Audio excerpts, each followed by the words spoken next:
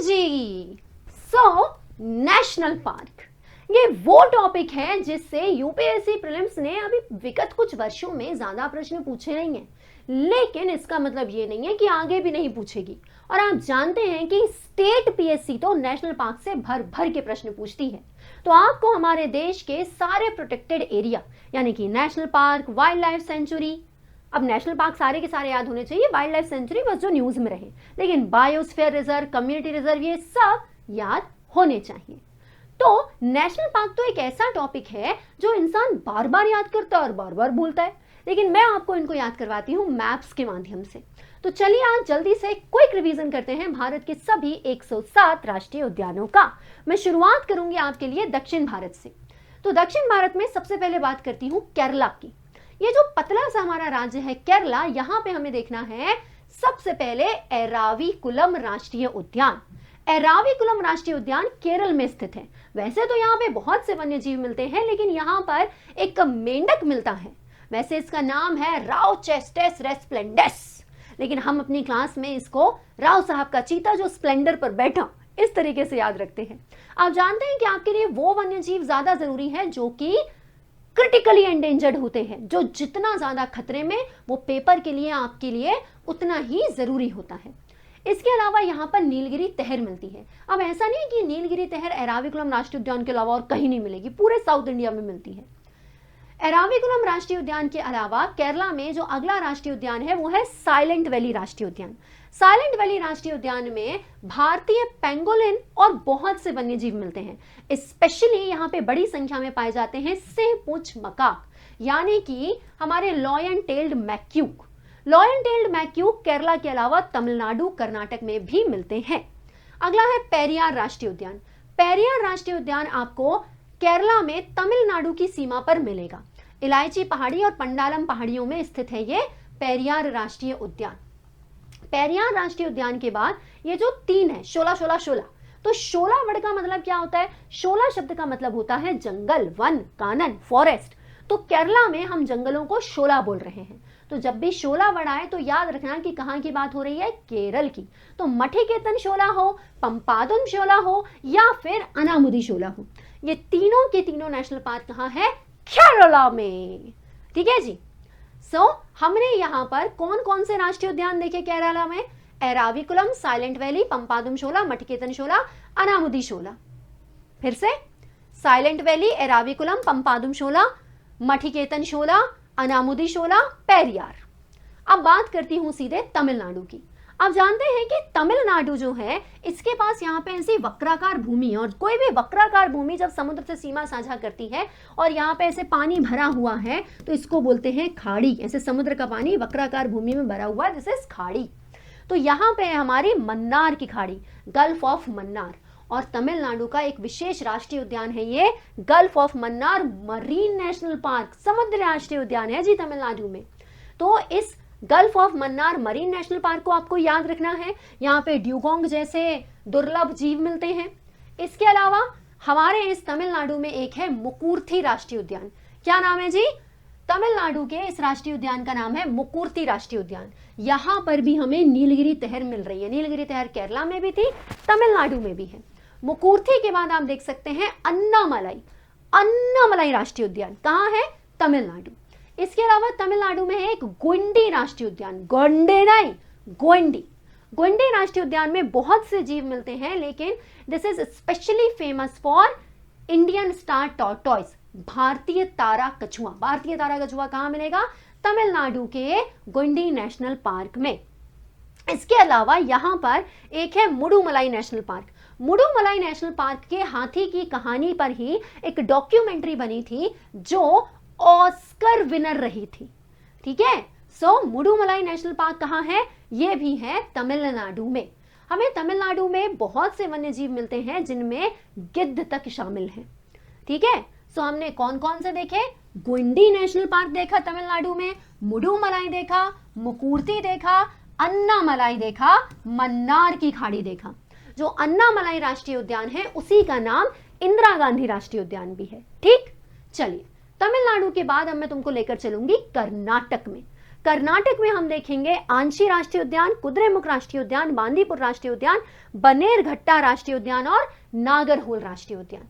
अब ये जो हमारा कर्नाटक है, इसमें सबसे पहले बात करते हैं नागरहोल राष्ट्रीय उद्यान की। ये जो नागरहोल राष्ट्रीय उद्यान है, इसी का प्राचीन नाम है राजीव गांधी राष्ट्रीय उद्यान। नागरहोल राष्ट्रीय उद्यान में आप देख सकते हो कि ये ब्रह्मगिरी पहाड़ियों में स्थित है। मैंने आपको इंडियन ज्योग्राफी की क्लास में कर्नाटक की सारी पहाड़ियां पढ़ाई हैं, तो ब्रह्मगिरी पहाड़ियों में स्थित है ये नागरहोल राष्ट्रीय उद्यान। इसके अलावा कर्नाटक में ही है बांदीपुर राष्ट्रीय उद्यान। नागरहोल, बांदीपुर दोनों कहाँ है? कर्नाटक में। इसके अलावा कुद्रेमुख राष्ट्रीय उद्यान, हमने कुद्रेमुख की पहाड़ियां भी कर्नाटक में पढ़ी है। जी हाँ, कुद्रेमुख की पहाड़ियां जहां पर लौह अयस्क की खदानें हैं, वही। तो ये जो कुद्रेमुख की पहाड़ियां हैं, इन्हीं कुद्रेमुख की पहाड़ियों में कुद्रेमुख नेशनल पार्क भी है। Where is Kudremukh national park? सीधी बात है, कर्नाटक। यहां पर भी आपको लॉयन टेल्ड मकाक, सिंह पूंछ मकाक, राम राम बोल दो। तो ये जो सिंह पूंछ मकाक है, लॉयन टेल्ड मकाक है, जो कि एक तरीके का बंदर है, ये आपको केरला में भी मिलता है, तमिलनाडु में भी और कर्नाटक में भी। फिर देखो, ये जो हमारा कर्नाटक है, इसमें कौन कौन से पढ़े हमने अभी अभी इसमें देखा है एक कुद्रेमुख राष्ट्रीय उद्यान, एक मैंने तुम्हें बताया बांदीपुर राष्ट्रीय उद्यान, एक मैंने तुम्हें बताया राजीव गांधी राष्ट्रीय उद्यान जिसका नाम नागरहोल भी है। इसके अलावा दो कौन से बचे? बनेरघट्टा राष्ट्रीय उद्यान और आंशी राष्ट्रीय उद्यान। आपने आंशी दंदेली टाइगर रिजर्व पढ़ा है, तो वो आंशी नेशनल पार्क के क्षेत्र में ही थोड़ा सा और क्षेत्र मिला करके आंशी दंदेली बना दिया। सो आंशी, कुद्रेमुख, बांदीपुर, बनेरघट्टा और राजीव गांधी यानी कि नागरहोल राष्ट्रीय उद्यान है हमारे कर्नाटक में। अब कर्नाटक से आगे बढ़ती हूँ। देखो, ये क्विक रिवीजन क्लास है, वरना मैंने आपको छोटी छोटी वीडियोस ली हैं। 5 वीडियो में नेशनल पार्क पढ़ाया, वहां पे खूब प्रैक्टिस करा के याद कराया है। स्पेशल क्लास में भी कराती हूँ, प्लस में भी। तो अब अपन देखते हैं तेलंगाना और आंध्र प्रदेश के। आंध्र प्रदेश में आपको मिलता है पापीकोंडा, रामेश्वरम और श्री वेंकटेश्वरा। अब ये जो हमारा पापीकोंडा नेशनल पार्क है, ये आंध्र प्रदेश की पापी पहाड़ियों में स्थित है। आंध्र प्रदेश में पापी पहाड़ियां स्थित हैं और उन्हीं पापी पहाड़ियों में क्या है? उन्हीं पापी पहाड़ियों में स्थित है ये पापीकोंडा राष्ट्रीय उद्यान।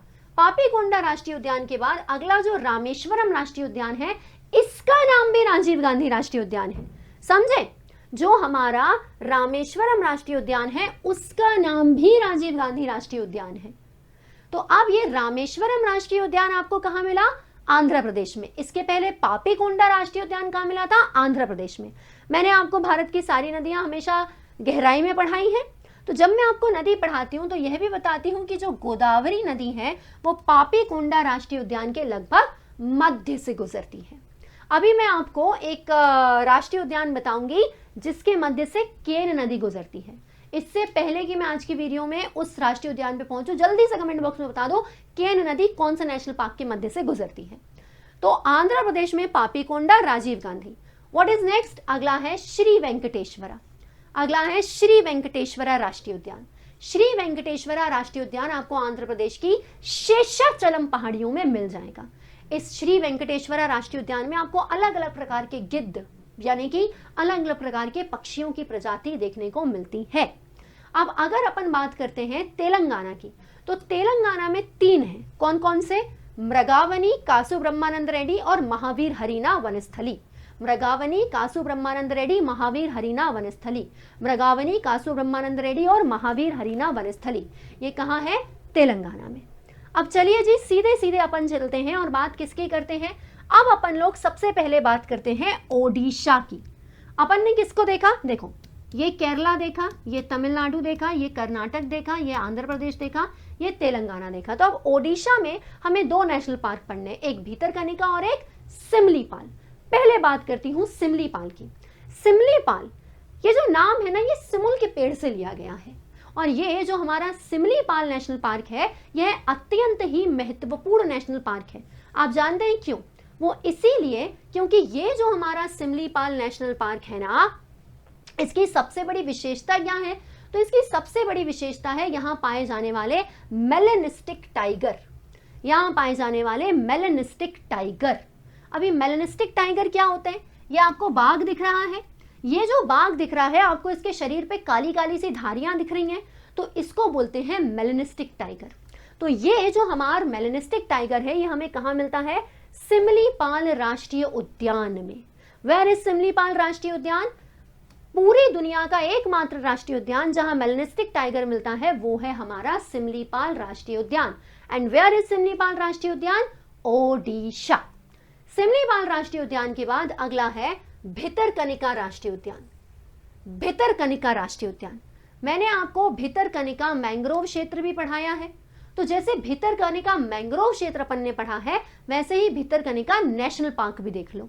Where is this Bhitarkanika national park? Odisha. Bhitarkanika national park कहाँ है? ओडिशा। भितरकनिका नेशनल पार्क कहाँ है? ओडिशा। तो ओडिशा में दो देखे, भितरकनिका एंड सिमलीपाल। भितरकनिका एंड सिमलीपाल। अगला जो नेशनल पार्क हम देखेंगे वो होगा झारखंड में। कई लर्नर झारखंड का मैप ही नहीं पहचान पाते। Where is Jharkhand? ये है जी झारखंड। ठीक है, अभी अपन ने क्या देखा? अब भी ओडिशा देखकर आए, सिमलीपाल और Bhitarkanika. So this is Jharkhand. Jharkhand में जो आपको नेशनल पार्क मिल रहा है उसका नाम है बेटला नेशनल पार्क। झारखंड में जो आपको नेशनल पार्क मिल रहा है इसका नाम क्या है? बेटला national park. बेटला national park. बेटला national park के बाद अब हम कहां चलेंगे? सो बेटला नेशनल पार्क के बाद अब हमको सीधे चलने को मिलेगा, झारखंड के बेटला नेशनल पार्क के बाद सीधे अपन चलेंगे ऊपर। ये कौन है? बिहार। और बिहार में केवल और केवल एक ही राष्ट्रीय उद्यान है जिसका नाम क्या है? वाल्मीकि राष्ट्रीय उद्यान। तो वाल्मीकि राष्ट्रीय उद्यान बिहार का एकमात्र राष्ट्रीय उद्यान है गंडक नदी के तट पर। यहाँ पे आपको एक सींग वाले गेंडे भी मिल जाते हैं। सो बिहार के वाल्मीकि राष्ट्रीय उद्यान के बाद अब अपन कहाँ की बात करते हैं? पश्चिम बंगाल की, वेस्ट बंगाल की। पश्चिम बंगाल के नक्शे को ध्यान से देख लो। आप सभी जानते हो इस समय पश्चिम बंगाल बहुत जरूरी है।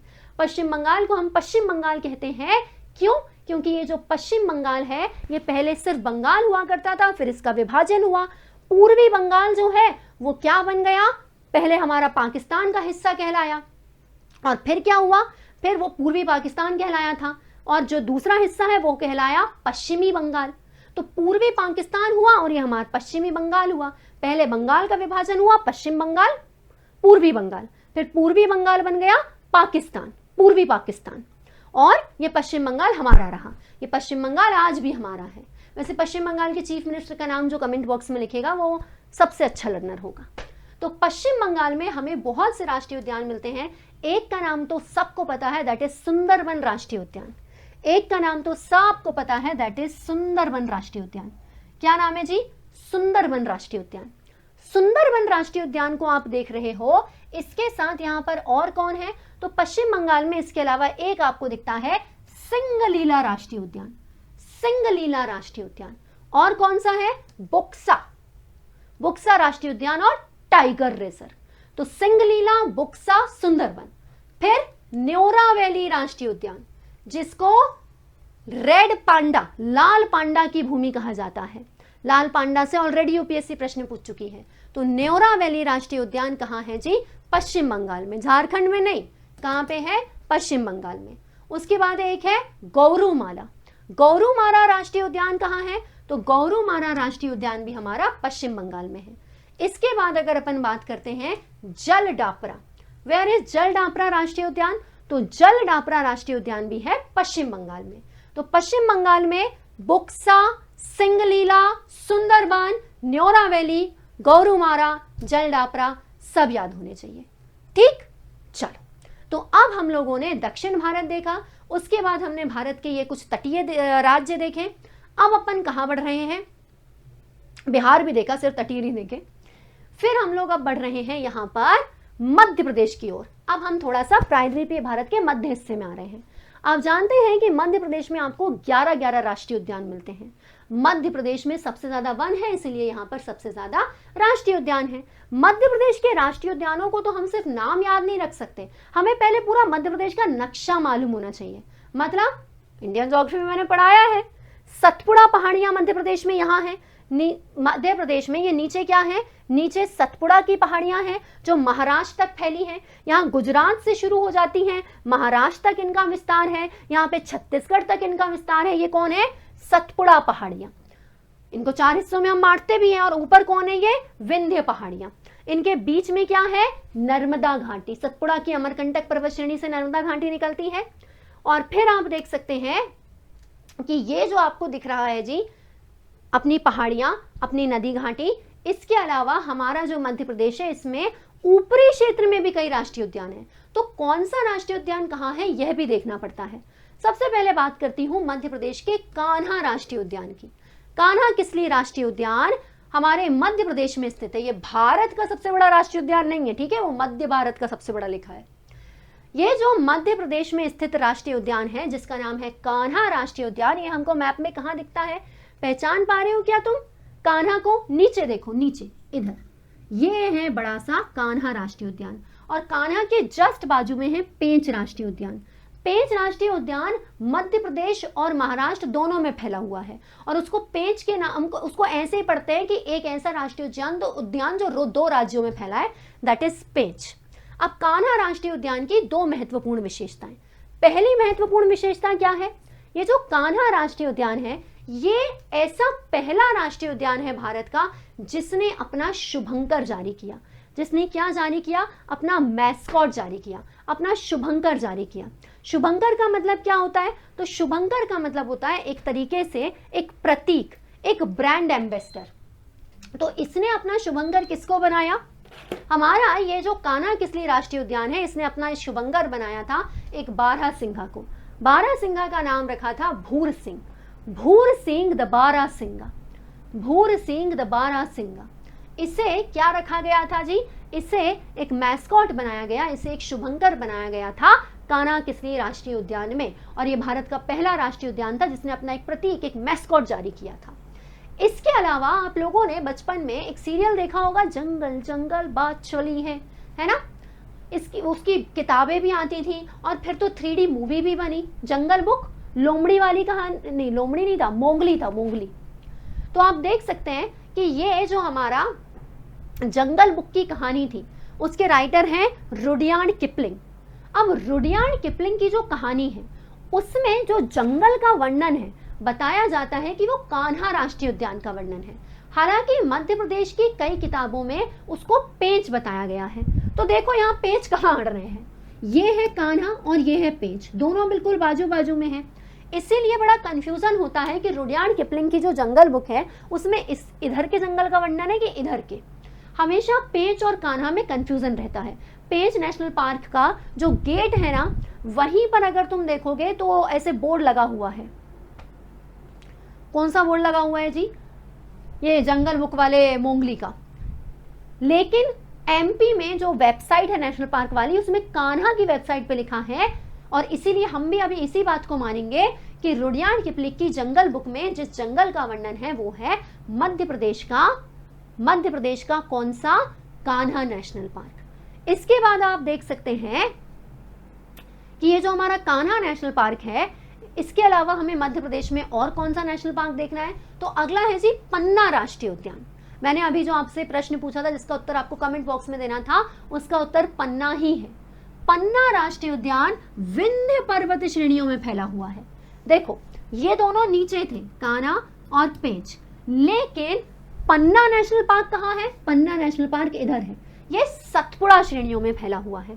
ये जो हमारा पन्ना नेशनल पार्क है इसकी सबसे बड़ी विशेषता यही है कि इसके मध्य से केन नदी होकर के गुजरती है। इसके मध्य से केन नदी होकर के गुजरती है। अब आप जानते हैं कि केन बेतवा इंटरलिंक प्रोजेक्ट जो है वो हमारी देश की सरकार ने शुरू किया। उसके अंतर्गत ये जो केन नदी है उससे एक नहर निकाली गई जिससे केन नदी का आधिक्य जल बेतवा नदी में पहुंचे। उससे जो पन्ना नेशनल पार्क और टाइगर रिजर्व है ना, इसका बहुत सा क्षेत्र जलमग्न हो गया। और फिर उसकी क्षतिपूर्ति के लिए मध्य प्रदेश में एक और टाइगर रिजर्व बनाया गया था। कौन सा? वीरांगना दुर्गावती टाइगर रिजर्व। हालांकि उसके बाद फिर माधव भी बन चुका है। तो यहाँ पर देखो पन्ना राष्ट्रीय उद्यान मध्य प्रदेश में है, विंध्याचल पहाड़ियों में है, केन नदी उसके मध्य से होकर के गुजरती है। अगले राष्ट्रीय उद्यान की बात करते हैं। तो ये पन्ना देखा, फिर ये पन्ना देखा, ये कान्हा देखा, दिस इज पन्ना, ये पेंच, ये कान्हा, ठीक है, पन्ना पेंच कान्हा। फिर अगला एक राष्ट्रीय उद्यान देखिए जिसका नाम है कूनो राष्ट्रीय उद्यान। कूनो राष्ट्रीय उद्यान कूनो नदी के नाम पर नामित है। कूनो चंबल की एक सहायक नदी है और चंबल यमुना की सहायक नदी है और यमुना गंगा की सहायक नदी है ना जी। तो यहाँ पे कूनो राष्ट्रीय उद्यान भी है, तुम्हें मध्य प्रदेश में मिल जाएगा। कूनो वही राष्ट्रीय उद्यान है जहां पर हमने अफ्रीका से लाए हुए चीतों को रखा। इसके बाद मध्य प्रदेश में ना 2 राष्ट्रीय उद्यान फॉसिल करके हैं। मध्य प्रदेश के 2 राष्ट्रीय उद्यान है जिनका नाम आपको मिलेगा फॉसिल राष्ट्रीय उद्यान। फॉसिल का मतलब क्या होता है? फॉसिल का मतलब होता है जीवाश्म, जीव जंतुओं का अवशेष। तो मध्य प्रदेश में एक राष्ट्रीय उद्यान है जहां पे पादपों का अवशेष है और एक राष्ट्रीय उद्यान है यहाँ पे जीव जंतुओं का अवशेष है। तो जहां पर पादपों का अवशेष है वो राष्ट्रीय उद्यान भी मध्य प्रदेश में ही है। और जहां पे जीव जंतुओं में कौन से जीव जंतु? डायनासोर। जहां पे डायनासोर के जीवाश्म रखे हुए हैं, डायनासोर की हड्डियां रखी हुई हैं, वो भी मध्य प्रदेश में ही है। यहाँ पे लिखा है गोगवा फॉसिल नेशनल पार्क। ये देखो मध्य प्रदेश के इस पूर्वी हिस्से में गोगवा फॉसिल नेशनल पार्क। ये गोगवा फॉसिल नेशनल पार्क तुम्हें कहाँ मिलेगा? मध्य प्रदेश के मंडला जिले में। इसमें क्या है? तो इसमें पौधों के, पादप के जो अवशेष हैं, जो लकड़ी के टुकड़े हैं, वो रखे हैं गोगवा राष्ट्रीय उद्यान में। बिल्कुल वैसे ही मध्य प्रदेश में एक और राष्ट्रीय उद्यान है जिसका नाम है डायनासोर, जो कि धार में है। तो ये डायनासोर फॉसिल राष्ट्रीय उद्यान में क्या है? डायनासोर की हड्डियां। गोगवा वाले में क्या है? पुरानी सैकड़ों साल पुरानी लकड़ियां, पादपों के अवशेष, पादपों का जीवाश्म, पादपों का फॉसिल। और डायनासोर नेशनल पार्क एक अलग नेशनल पार्क है, मध्य प्रदेश में ही इस साइड है, पश्चिमी हिस्से में, धार जिले में। वहां पे क्या है? डायनासोर के अवशेष। अगले राष्ट्रीय उद्यान की बात करें तो एक राष्ट्रीय उद्यान है यहाँ पे वन विहार, भोपाल में है, जिसके अंदर एक छोटा सा सरीसृप राष्ट्रीय उद्यान भी है। वन विहार के बाद एक राष्ट्रीय उद्यान है यहाँ पे बांधवगढ़ राष्ट्रीय उद्यान। एक है जी सतपुड़ा नेशनल पार्क, नाम से समझ में आ रहा है सतपुड़ा की पहाड़ियों में है। अब मित्रों यहाँ पे बीच में आपको एक राष्ट्रीय उद्यान दिख रहा है संजय डुबरी। इसकी कहानी मैं बताती हूँ। आपको पता है कि पहले मध्य प्रदेश और छत्तीसगढ़ एक ही थे। तो पहले यहाँ पे ये बड़ा सा राष्ट्रीय उद्यान था जिसका नाम था संजय राष्ट्रीय उद्यान। फिर जब मध्य प्रदेश से छत्तीसगढ़ टूट गया तो छत्तीसगढ़ में इसका जो हिस्सा गया उसको गुरु घासीदास राष्ट्रीय उद्यान नाम दे दिया गया और मध्य प्रदेश में जो हिस्सा बच गया इसको बोला गया संजय डुबरी राष्ट्रीय उद्यान। तो संजय डुबरी राष्ट्रीय उद्यान मध्य प्रदेश। इसके अलावा माधव राष्ट्रीय उद्यान कहाँ है? तो माधव राष्ट्रीय उद्यान भी मध्य प्रदेश में है। 2025 में काफी न्यूज में रहा और अब ये एक टाइगर रिजर्व भी बन गया है। तो ये 11 के 11 राष्ट्रीय उद्यान हमने एमपी में पढ़े। अब एमपी की बात सीधी बात है कि हम कहाँ चलेंगे? एमपी के बाद हम चलेंगे छत्तीसगढ़। जैसा कि मैंने तुम्हें बताया कि हमारा जो मध्य प्रदेश है इसमें संजय राष्ट्रीय उद्यान था, इसका जो दूसरा हिस्सा है, इसका जो बचा हुआ हिस्सा है, इसे हम किस नाम से जानते हैं? इसे हम लोग कहते हैं जी गुरु घासीदास राष्ट्रीय उद्यान। ठीक, गुरु घासीदास राष्ट्रीय उद्यान ये संजय राष्ट्रीय उद्यान का ही हिस्सा है। गुरु घासीदास एक बहुत बड़े संत हुआ करते थे, उन्हीं के नाम पर इस राष्ट्रीय उद्यान का नाम रखा गया है और अब ये एक टाइगर रिजर्व भी बन गया है। इसके अलावा छत्तीसगढ़ में एक है इंद्रावती राष्ट्रीय उद्यान। इंद्रावती राष्ट्रीय उद्यान को ही कुटरू राष्ट्रीय उद्यान भी कहते हैं। इंद्रावती एक नदी का नाम है। किसकी सहायक नदी है इंद्रावती? कमेंट बॉक्स में बताइए। इसके अलावा आप देख सकते हो कांगेर वैली राष्ट्रीय उद्यान। कांगेर भी एक नदी का ही नाम है। तो छत्तीसगढ़ में 3 राष्ट्रीय उद्यान है, गुरु घासीदास, इंद्रावती और कांगेर घाटी। छत्तीसगढ़ के बाद अब अपन चलते हैं महाराष्ट्र में। महाराष्ट्र में अपन को क्या क्या पढ़ना है? ताडोबा राष्ट्रीय उद्यान, गुगामल राष्ट्रीय उद्यान, चांदोली राष्ट्रीय उद्यान, नवेगांव राष्ट्रीय उद्यान, संजय गांधी राष्ट्रीय उद्यान और पेंच राष्ट्रीय उद्यान। वो मध्य प्रदेश में संजय डुबरी था, ये संजय गांधी है। सबसे पहले बात करती हूँ पेंच की। पेंच राष्ट्रीय उद्यान का नाम आपने मध्य प्रदेश में भी पढ़ा था। जी हाँ, पेंच हमारे भारत का एक ऐसा राष्ट्रीय उद्यान और टाइगर रिजर्व है जो कि 2 राज्यों में है। ऐसे ये एमपी और इधर पे एमपी है, फिर ये एमपी की बाउंड्री और ये महाराष्ट्र। तो ये एमपी और महाराष्ट्र 2 राज्यों में फैला हुआ है पेंच राष्ट्रीय उद्यान। पेंच राष्ट्रीय उद्यान के बाद देखो चांदोली राष्ट्रीय उद्यान। वेयर इज चांदोली राष्ट्रीय उद्यान? महाराष्ट्र। चांदोली राष्ट्रीय उद्यान के अलावा और कौन कौन से याद रखने हैं जी? ताडोबा। अब ये आप राष्ट्रीय उद्यान याद रखते हो ना, इन्हीं के नाम से फिर तुमको टाइगर रिजर्व याद होते हैं। जैसे ताडोबा अंधारी पढ़ेंगे, नवेगांव नागजीरा पढ़ेंगे। तो महाराष्ट्र में याद रखिए ताडोबा, गुगामल, चांदोली, नवेगांव, संजय, पेंच। ताडोबा, गुगामल, चांदोली, नवेगांव, संजय, पेंच। ठीक है, ये क्या है, महाराष्ट्र के नेशनल पार्क। आगे बढ़ते हैं और मैं सीधे बात करती हूँ गुजरात की। हमने एक मरीन नेशनल पार्क देखा था तमिलनाडु में, तो जैसे तमिलनाडु में एक मरीन नेशनल पार्क है, वैसे गुजरात में भी है। गुजरात में जो मरीन नेशनल पार्क है उसको सिर्फ मरीन नेशनल पार्क ही कहते हैं। ये कच्छ की खाड़ी है, सबको पता है, तो कच्छ की खाड़ी में आपको एक मरीन नेशनल पार्क देखने को मिलता है।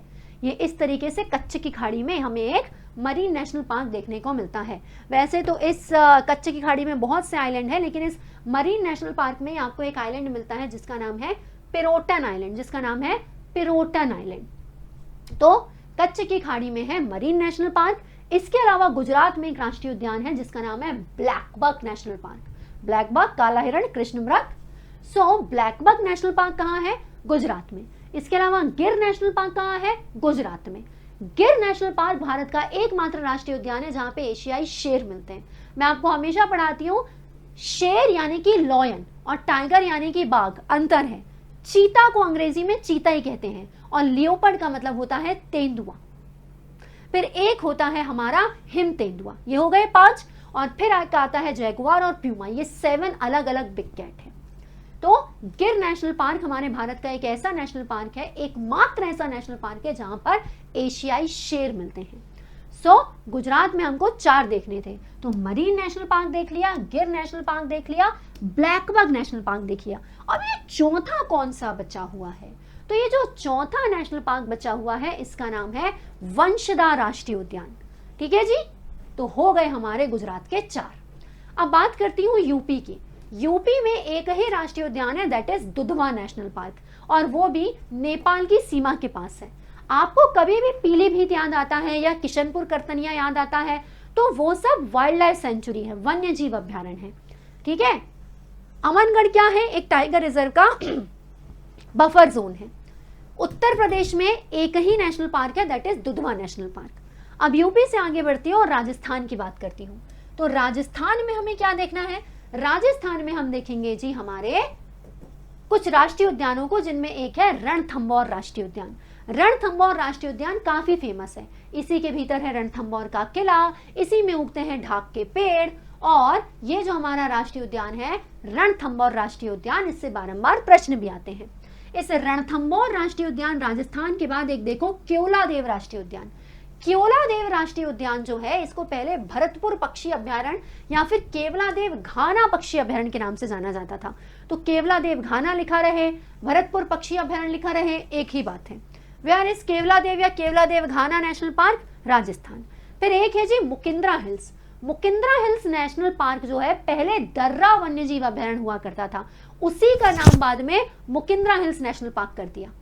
फिर एक है जी सरिस्का नेशनल पार्क जो कि एक टाइगर रिजर्व भी है, और एक है मरुस्थलीय नेशनल पार्क यानी कि डेजर्ट नेशनल पार्क। ये देखो, ये हमारी यहाँ पे अरावली रेंज है, तो अरावली रेंज के पश्चिम में यहाँ में हमारे भारत का थार मरुस्थल है, तो यहीं पे है desert national park. Desert national park, Mukundra hills जिसका पुराना नाम था दर्रा वन्य जीव अभ्यारण्य, रणथंभौर राष्ट्रीय उद्यान, और हमारा केवलादेव राष्ट्रीय उद्यान, सरिस्का राष्ट्रीय उद्यान, ये सब है राजस्थान में। तो गुजरात के हो गए, महाराष्ट्र के हो गए, राजस्थान के नेशनल पार्क हो गए। ये आपको दिख रहा है, इस मैप में तीनों लिखे हैं। पीडीएफ चाहिए तो कमेंट बॉक्स में बोल देना, दे दूंगी। अब देखो, अब मित्रों यहाँ पर एमपी, यूपी और छत्तीसगढ़ के राष्ट्रीय उद्यान भी हो गए। अब थोड़ा सा 2 हिस्से बचे हुए हैं। एक बचा है हमारा उत्तरी भारत यानी कि जम्मू कश्मीर, लद्दाख, हिमाचल प्रदेश, उत्तराखंड, और एक बचा उत्तर पूर्वी भारत। ये दोनों सेक्शन भी जल्दी से कंप्लीट कर लेते हैं। पहले मैं आपको बताती हूँ यहाँ पर हिमाचल प्रदेश के नेशनल पार्क। हिमाचल प्रदेश में कौन कौन से राष्ट्रीय उद्यान हैं? तो हिमाचल प्रदेश में एक राष्ट्रीय उद्यान है सिंबलवाड़ा राष्ट्रीय उद्यान। ये कैसा नाम है? जी हाँ, एक राष्ट्रीय उद्यान है जिसका नाम है पिन वैली राष्ट्रीय उद्यान। फिर एक राष्ट्रीय उद्यान है जिसका नाम है ग्रेट हिमालय राष्ट्रीय उद्यान। सिंबलवाड़ा, ग्रेट हिमालय, पिन वैली, खीर गंगा, इंद्र किला, ये सब कहाँ है? हिमाचल प्रदेश में।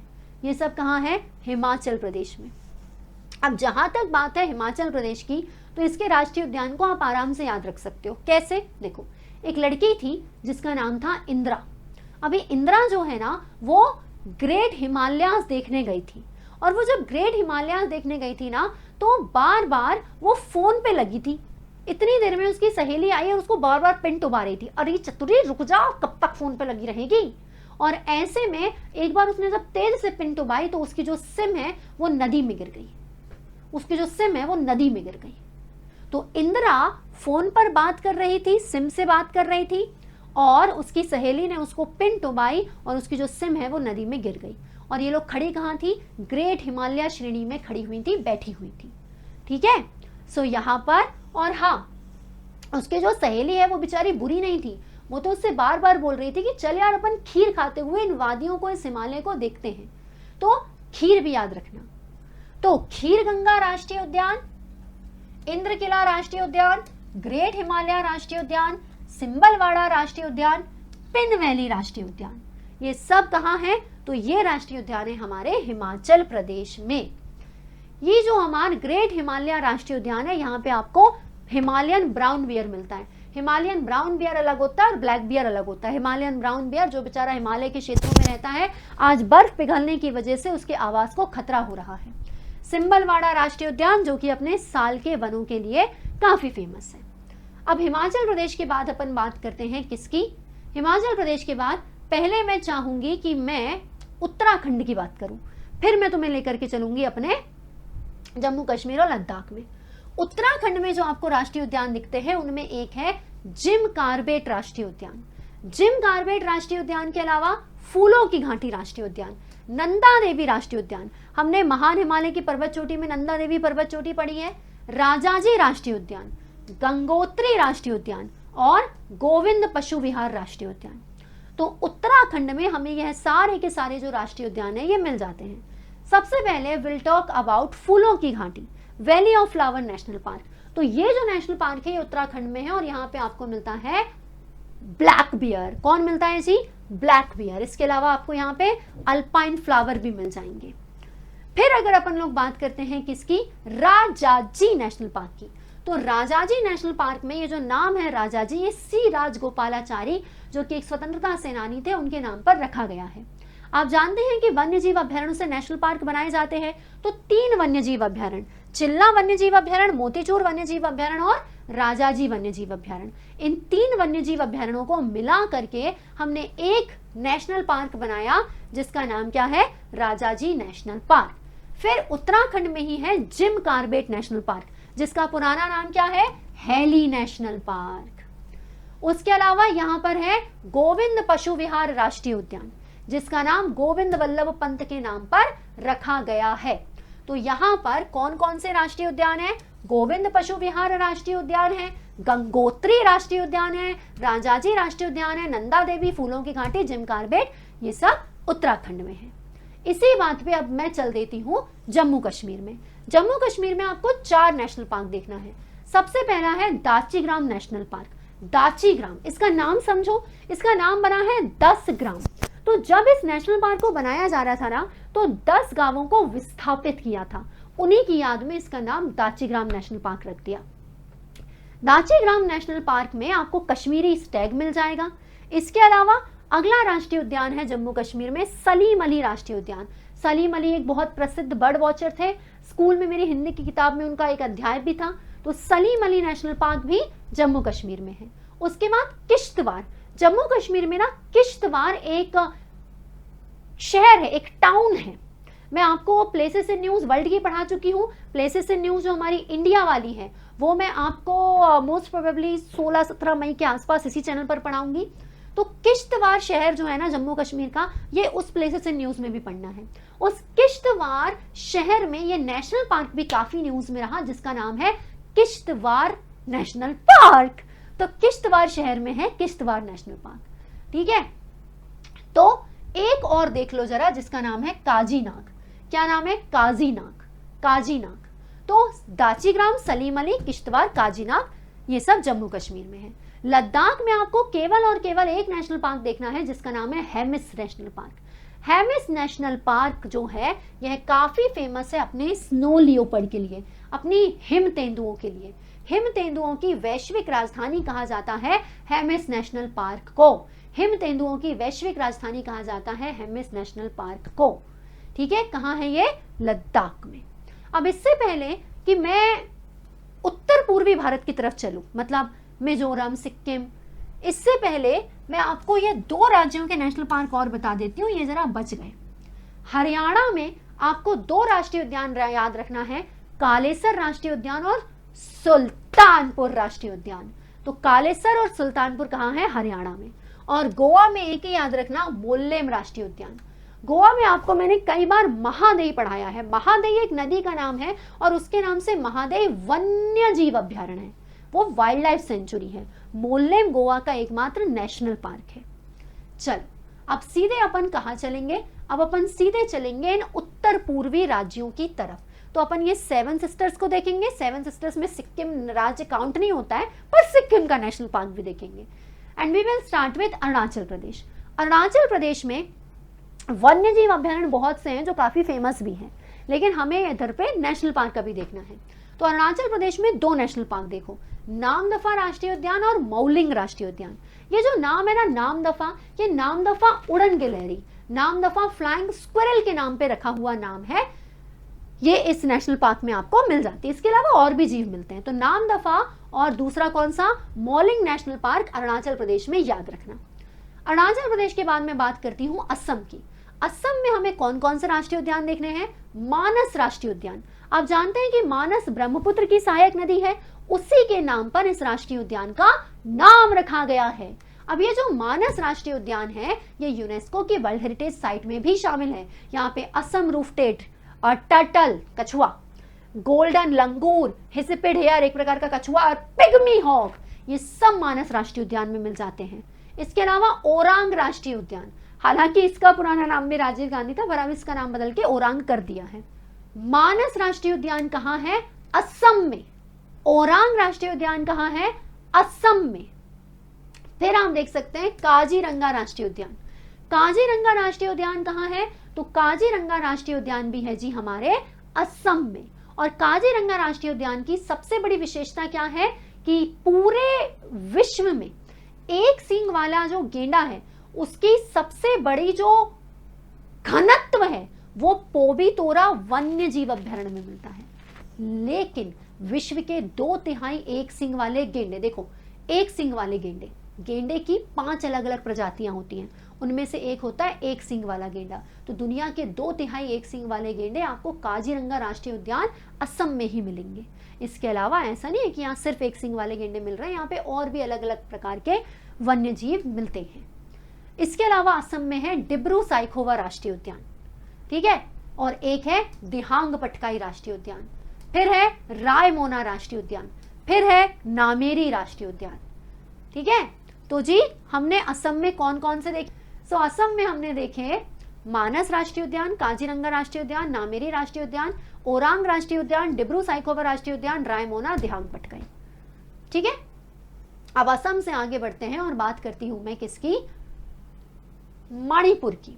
मणिपुर में आप जानते हैं कि एक झील है जिसका नाम है लोकटक झील, और लोकटक झील की सबसे बड़ी विशेषता है वहां के तैरते हुए आइलैंड। वहां पे ऐसे द्वीप हैं, द्वीप वो होता है चारों तरफ से पानी से घिरा हो, पर यहाँ पर ऐसे द्वीप हैं जो कि तैरते हैं, एक जगह स्थिर नहीं रहते। तो यहाँ पर जो लोकटक झील है उसमें एक आइलैंड है और उसके ऊपर एक नेशनल पार्क बना हुआ है जो पूरी दुनिया का एकमात्र तैरता हुआ नेशनल पार्क है। क्या नाम है उसका? कीबुल लमजाओ राष्ट्रीय उद्यान। इस कीबुल लमजाओ राष्ट्रीय उद्यान में एक हिरण भी मिलती है जिसका नाम है संगाई, जिसे डांसिंग डियर भी कहते हैं, क्योंकि जब ये भागती है तो ऐसा लगता है कि नृत्य कर रही हो। इसके अलावा मणिपुर का दूसरा राष्ट्रीय उद्यान है शिरूही नेशनल पार्क, जो कि अपनी इस शिरूही लिली के फूल के नाम से नामित हुआ है। मणिपुर के बाद अगला है मेघालय। आप सभी जानते हैं कि मेघालय में बहुत ज्यादा बारिश होती है। तो अब मैं ना, आप ऐसे एक ट्रिक से याद करो, एक बार अपूर्वा मैडम मेघालय घूमने गई, मेघालय में बहुत ज्यादा बारिश हो रही थी तो मैडम को सर्दी हो गई, तब से मैडम की नाक बह रही है और रुकी नहीं रही है। जब से अपूर्वा मैडम मेघालय गई तब से उनकी नोक नहीं रुक रही है। क्या नहीं रुक रही है? नोक नहीं रुक रही है। सो वेयर इज नोकरेक राष्ट्रीय उद्यान? नोकरेक राष्ट्रीय उद्यान है मेघालय में। मेघालय जिस राज्य का शेप मेघ जैसा है, जहां पे बहुत ज्यादा बारिश होती है। और इसके अलावा जब मैडम वहां पर गई तो बारिश से उनका पूरा हेयर कलर धुल गया, और हेयर कलर धुलने के बाद मैडम के बाल हमको व्हाइट दिख गए और पता चल गया कि मैडम के बाल पके हुए हैं। पता चल गया कि मैडम के बाल पके हुए हैं, पके हुए बाल सफेद होते हैं ना, तो बालपक्रम राष्ट्रीय उद्यान और नौक्रेक राष्ट्रीय उद्यान, नाक मेरी रुक नहीं रही है, बाल मेरे पके हुए हैं, ये पता चल गया। ये मेघालय राज्य में है बालपक्रम राष्ट्रीय उद्यान और नौक्रेक राष्ट्रीय उद्यान। इसके बाद मैं बात करती हूँ सिक्किम की। सिक्किम में एक ही राष्ट्रीय उद्यान है जिसका नाम है कंचनजुंगा राष्ट्रीय उद्यान, ठीक। उसके बाद मिजोरम में 2 राष्ट्रीय उद्यान है, मुरलेन राष्ट्रीय उद्यान और फांगपुई। फांगपुई तो असल में एक पर्वत चोटी का नाम है ना। फांगपुई पर्वत चोटी को एक और नाम से जानते हैं, जल्दी बताओ। तो मिजोरम में 2 है, मुरलेन और फांगपुई। कहाँ है मिजोरम? ये है मिजोरम। अभी मणिपुर पड़ा, ये है मिजोरम, ठीक। मिजोरम में है मुरलेन और फांगपुई। उसके बाद मैं बात करती हूँ सिक्किम की। तो सिक्किम में आपको एक राष्ट्रीय उद्यान मिलेगा अरे सिक्किम की तो बात हो गई, सिक्किम में कंचनजुंगा राष्ट्रीय उद्यान देख लिया ना। अपन बात कर लेते हैं अब नागालैंड की। नागालैंड में एक राष्ट्रीय उद्यान है जिसका नाम है नटंगिकी। आपको कई जगह इसका नाम इटांगिकी लिखा हुआ मिल जाएगा, तो वो इटांगिकी भी गलत नहीं है। इटांगिकी लिखा हुआ हो या नटांगिकी लिखा हुआ हो, नागालैंड का राष्ट्रीय उद्यान है, ठीक है।